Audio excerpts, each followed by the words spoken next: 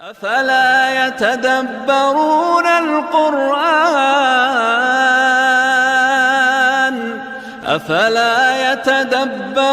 القرآن ام على قلوب اقفالها.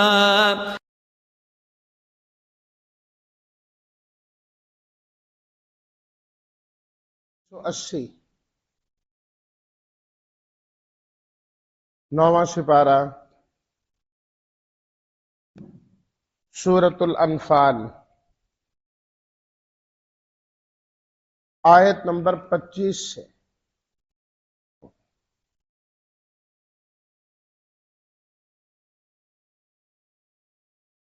نحمدہ ونصلی ونسلم علی رسولہ الکریم اما بعد فاعوذ باللہ من الشیطان الرجیم بسم اللہ الرحمن الرحیم واتقوا فتنة لا تصيبن الذين ظلموا منكم خاصة واعلموا أن الله شديد العقاب. واذكروا إذ أنتم قليل مستضعفون في الأرض تخافون أن يتخطفكم الناس فآواكم وأيدكم بنصره ورزقكم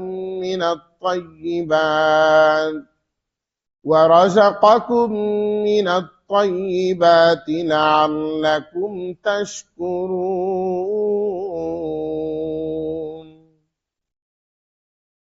صدق الله مولانا العظيم.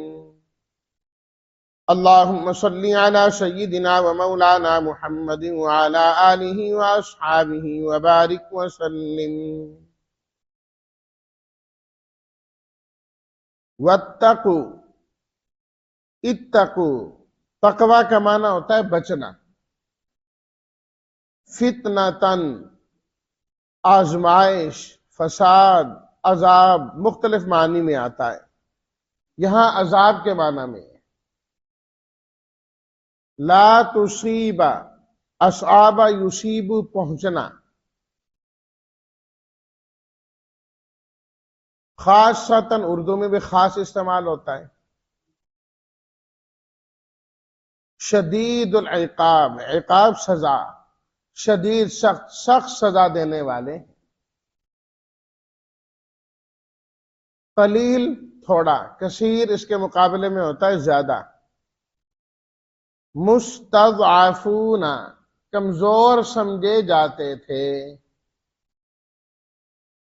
تخافون، ڈرتے تھے تم. ان یتخطفکم، یتخطف اچک لینا. الناس، لوگ، کہ لوگ تمہیں اچک لیں، لوگ تمہارے اوپر حملہ آور ہو جائیں. آوا، ٹھکانہ کہتے ہیں نا، مأوا اور ملجا، تو اسے فآوا، ٹھکانہ دیا. ایدہ، تائید سے اردو میں استعمال ہوتا ہے. نصری ہی، مدد. رزق، دیا. رزق بھی اللہ کا دیا ہوتا ہے، اس لیے اس کو رزق کہا جاتا ہے. اصل معنی رزق کا دینا ہوتا ہے. طیبات، عمدہ چیزیں. لعلکم، تاکہ تم تشکرون، شکر کرو. ترجمہ: بچو تم اس عذاب سے جو تم میں سے خاص ظالموں ہی کو نہیں پہنچے گا. وَاعْلَمُوا، اور تم یقین رکھو کہ بے شک اللہ تعالی سخت سزا دینے والے ہیں. وَاذْكُرُوا إِذْ أَنْتُمْ قَلِيلٌ، یاد کرو اس وقت کو جب تم تھوڑے تھے، کمزور سمجھے جاتے تھے زمین میں. ڈرتے تھے اس بات سے کہ لوگ تم پر حملہ آور ہو جائیں. پس اللہ نے تمہیں ٹھکانہ دیا اور اپنی مدد کے ذریعے تمہاری تائید کی اور عمدہ چیزوں سے تمہیں رزق عطا کیا تاکہ تم شکر ادا کرو.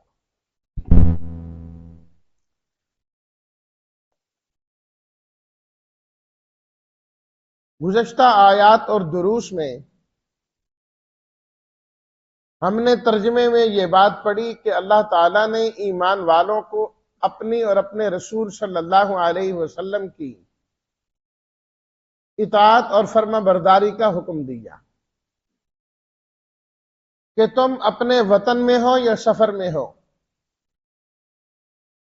تم امن کی حالت میں ہو یا جنگ کی حالت میں ہو، ہر حال میں تم نے اللہ اور اس کے رسول کی اطاعت کرنی ہے۔ اطاعت میں، فرما برداری میں اور ماننے میں ہی اللہ تعالیٰ نے تمہاری زندگی رکھی ہے۔ ایمانی زندگی اور حقیقی زندگی مان کر چلنے میں ہے۔ اب پڑھی گئی ان آیات میں فرمایا جا رہا ہے کہ اطاعت صرف یہیں تک نہیں ہونی چاہیے کہ ایک ایمان والا خود راہ راست پر آ جائے، اللہ کی اطاعت کرنے والا بن جائے، نافرمانی سے رک جائے، اللہ اللہ خیر صلی اللہ، فرمایا ایسی بات نہیں۔ اپنے ماحول میں اور اپنے ارد گرد میں اس کی ذمہ داری ہے کہ وہ نیکی کو پھیلانے والا بنے، نیکی کو پہنچانے والا بنے۔ جس طرح خود گناہ سے بچتا ہے، اپنے ماحول کو ان گناہوں سے بچانے والا بنے۔ انسان جتنا مرضی نیک ہو جائے، فرما بردار ہو جائے، جب تک ماحول نیکی کا نہیں ہوگا یہ انسان پھنسا رہے گا، نیکی نہیں کر پائے گا، نیکی نہیں آئے گی اس میں۔ یہی وجہ ہے کہ بہت سارے لوگ چاہت کے باوجود کہ میں اطاعت کرتا ہوں، میرے گھر کا ماحول بھی ایسا ہونا چاہیے، لیکن چونکہ گھر والے ساتھ نہیں دیتے، کتنے لوگ ہیں جو چاہت کے باوجود کتنی اطاعتوں سے محروم ہو جاتے ہیں۔ کتنے ایمان والے، کتنے دین والے، دین پر چلنے والے ایسے ہیں جو چاہتے ہیں کہ میرا جو کاروبار ہے وہ عین سنت کے مطابق ہو، لیکن جس ماحول میں وہ کاروبار کر رہا ہے وہ ماحول اس کو وہاں تک نہیں جانے دیتا۔ کتنے دیندار ایسے ہیں، کتنے نمازی ایسے ہیں جو یہ چاہتے ہیں کہ ہمارے بچوں کی اور ہماری بچیوں کی جو شادیاں ہیں وہ سنت کے مطابق ہو، لیکن ماحول اس کو یہاں تک نہیں لے جانے دیتا۔ جب وہ بات بھی کر رہا ہو ہمت کر کے، ایک بات کرنے والا ہے اور 100 اس کی مخالفت کرنے والے۔ کہتے ہیں جی آپ مسجد میں نماز پڑھنے جاتے ہیں، ہم نے کبھی آپ کو روکا ہے؟ آپ نے داڑھی رکھی ہے، کبھی ہم نے آپ کو روکا ہے؟ آپ اللہ کے راستے میں خرچ کرتے رہتے ہیں، کبھی ہم نے آپ کو روکا ہے؟ شادی کیڑی روز روز ہوندی ہو ساڑی گل مان مجبور ہو جاتا۔ تو ایمان والے کی ذمہ داری میں یہ شامل ہے کہ وہ اپنے ماحول کو بھی درست رکھے، اپنے ماحول کو درست رکھے۔ جو نیکی خود کر رہا ہے ترغیب دے کر ماحول بنائے پہلے سے ہی، جب موقع آئے گا تو اس کو بات کرنے کی ضرورت ہی نہیں پڑے گی، ضرورت ہی نہیں پڑے گی۔ دینی ذہن اولاد کا پہلے سے اگر بنایا ہے، جب موقع آئے گا اس کو کہنے کی ضرورت نہیں پڑے گی۔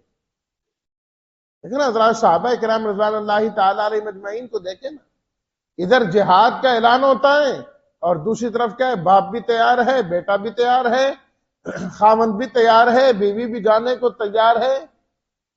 کون کہہ رہا ہے؟ اور یہاں ایک نیکی کا عمل ہو، 10 بندے لگا کر ایک آدمی کو بڑی مشکل سے تیار کرتے ہیں، عین موقع پر وہ بھی جواب دے جاتے ہیں۔ کیا ہے؟ ماحول کا اثر ہے۔ تو اس لیے اگر ہر طرف بدی کا ماحول ہوگا تو انسان کے لیے خود بھی چلنا مشکل ہوگا۔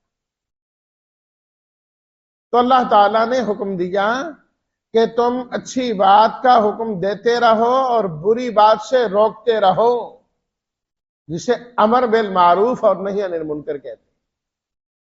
امر بالمعروف اور نہی عن المنکر کہتے ہیں، اچھی بات کا حکم دینا ہے اور بری بات سے روکنا ہے، برائی سے روکنا ہے۔ اگر اللہ تعالیٰ نے آپ کو قوت دی ہے، طاقت دی ہے، آپ سربراہ ہیں، تو وہاں آپ نے برائی کو اپنے ہاتھ کی قوت سے روکنا ہے. مر رآ منکم منکرا فلیغیرہ بیدہ. اللہ نے قوت طاقت دی ہے، اپنے ہاتھ سے قوت سے اس کو روکو. کہو یہ نہیں ہونے دوں گا، جو مرضی ہو جائے.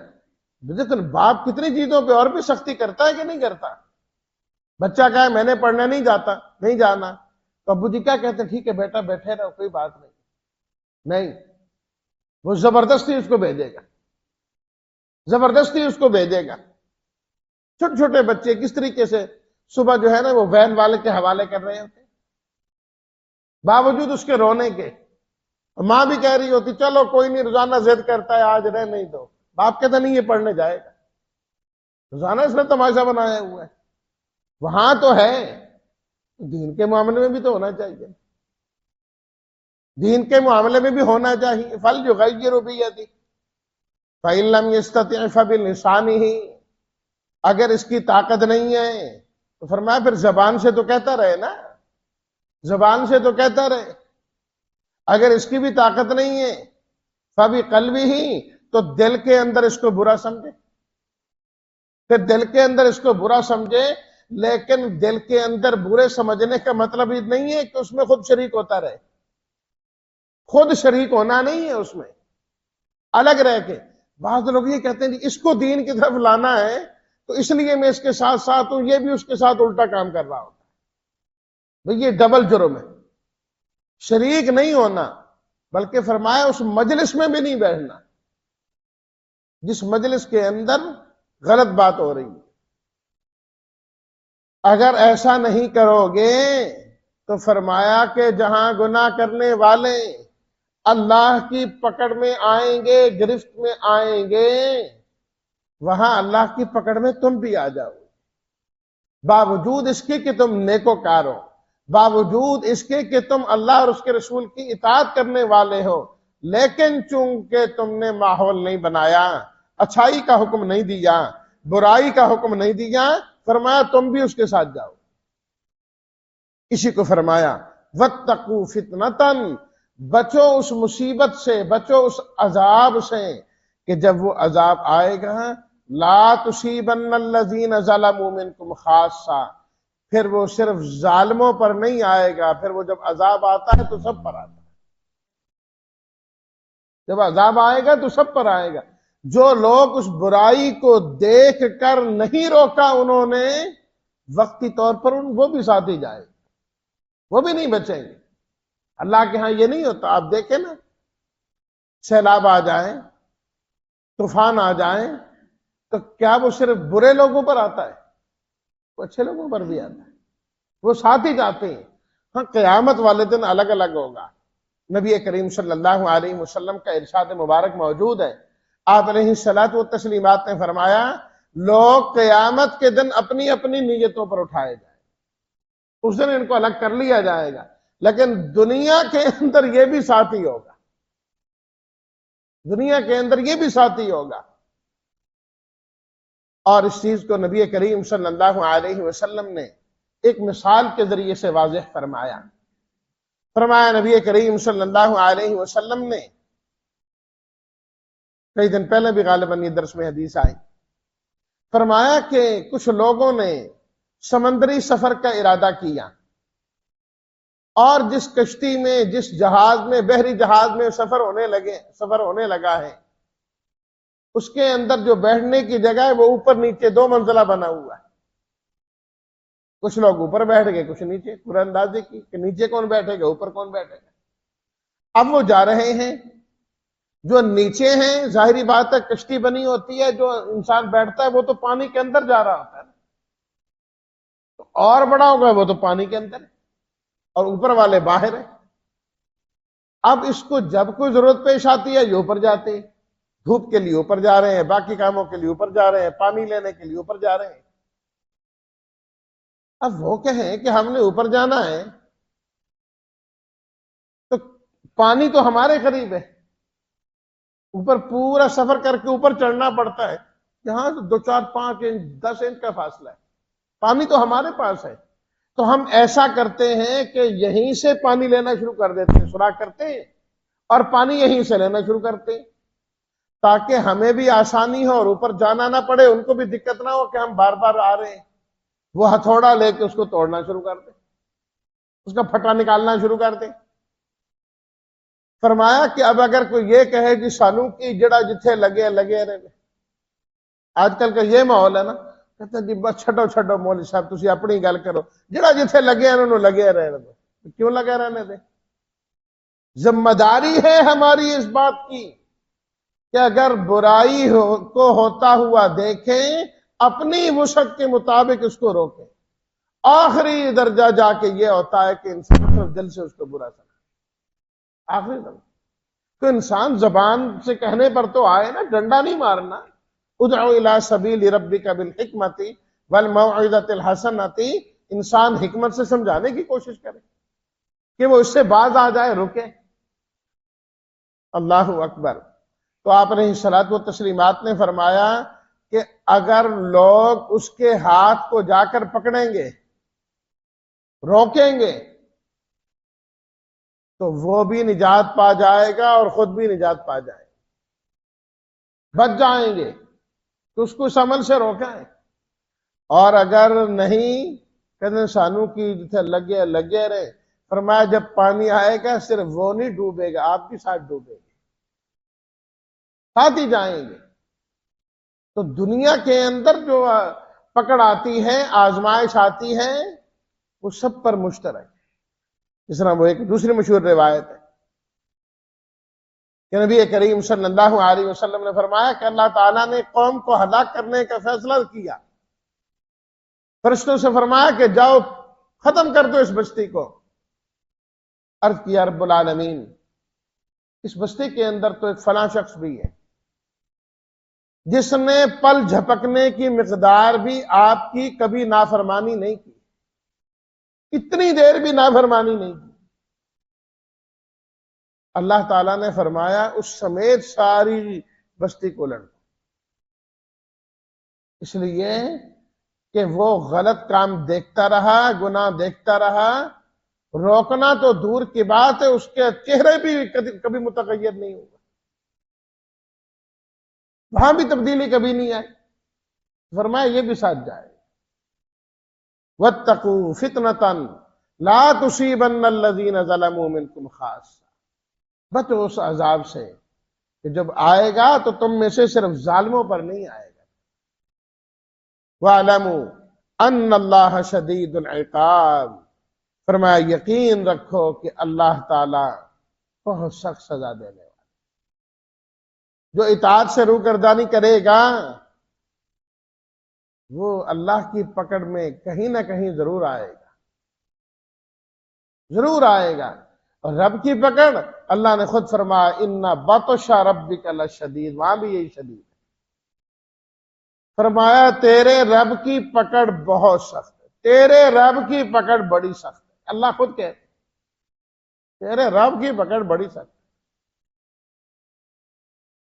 اطاعت کا جذبہ انسان کے اندر کیسے پیدا ہو کہ میں بھی چاہوں کہ میں اللہ کے حکموں کے مطابق اور اس کے نبی صلی اللہ علیہ وسلم کے طریقے کے مطابق میری زندگی ہو جائے، اور جتنے احکامات الہیہ میری جانب متوجہ ہیں میں ان کو پورا کرنے کی کوشش کروں۔ سب سے پہلے تو اس کے لیے جذبہ چاہیے نا۔ جب تک انسان میں جذبہ ہی نہیں ہے وہ تو مردہ کی طرح پڑا رہے گا، اس کو کیا ہے؟ اس کے لیے جذبہ چاہیے، اور جذبہ پیدا کرنے کے لیے، جذبے کو بیدار کرنے کے لیے، اور اگر پہلے سے جذبہ موجود ہے تو اس جذبے کو پروان چڑھانے کے لیے طریقہ اللہ نے دوسری آیت میں یہ بیان فرمایا کہ اللہ کے جو تمہارے اوپر انعامات ہیں نا، ان انعامات کو یاد کیا کرو، اللہ کی نعمتوں کو بیٹھ کے یاد کرتے رہا کرو۔ جتنی نعمتیں یاد کرو گے نا، منعم کی قدر و قیمت تمہارے دلوں میں پیدا ہوگی، شکر کی کیفیت تمہارے اندر پیدا ہوگی جب تم اللہ کی نعمتوں کو یاد کرو گے۔ یا ایھا الناس اذکروا نعمت اللہ علیکم، لوگوں اللہ کی نعمتوں کو یاد کیا کرو۔ اللہ کی نعمتیں جو اللہ نے تمہارے اوپر کی ہیں تم ساری شمار تو نہیں کر سکتے، پر کچھ نہ کچھ یاد تو کر سکتے ہو، کچھ نہ کچھ یاد تو کر سکتے ہو نا۔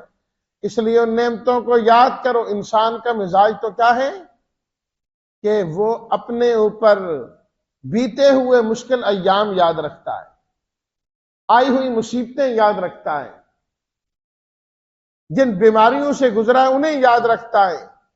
کہتا جی مجھے وقت یاد ہے میں تھڑے پہ سویا کرتا تھا، مجھے وہ وقت یاد ہے میرے پاس کھانے کو کچھ نہیں تھا، مجھے وہ وقت، بس وہ ان چیزوں کو یاد رکھتا ہے۔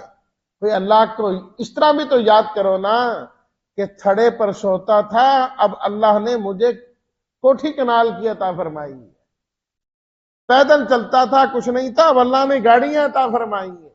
کہ گاڑی کتنی بڑی اللہ کی نعمت، گھر کتنی بڑی اللہ کی نعمت ہے، یہ میرا سانس آ جا رہا ہے یہ اللہ کی کتنی بڑی نعمت ہے۔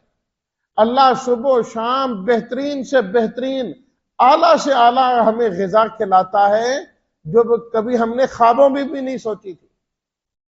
اللہ ہمیں وہ کھلاتا ہے، فرمایا اس کو یاد کرتے رہا کرو، ان نعمتوں کو یاد کرو کہ دیکھو میری آنکھیں کام کر رہی ہیں، وہ بھی تو ہیں نا جن کو آنکھوں سے نظر نہیں آتا، میں اتنا بول رہا ہوں وہ بھی تو ہیں جو بیچارے زبان رکھتے ہیں لیکن گنگے ہیں، بول نہیں سکتے،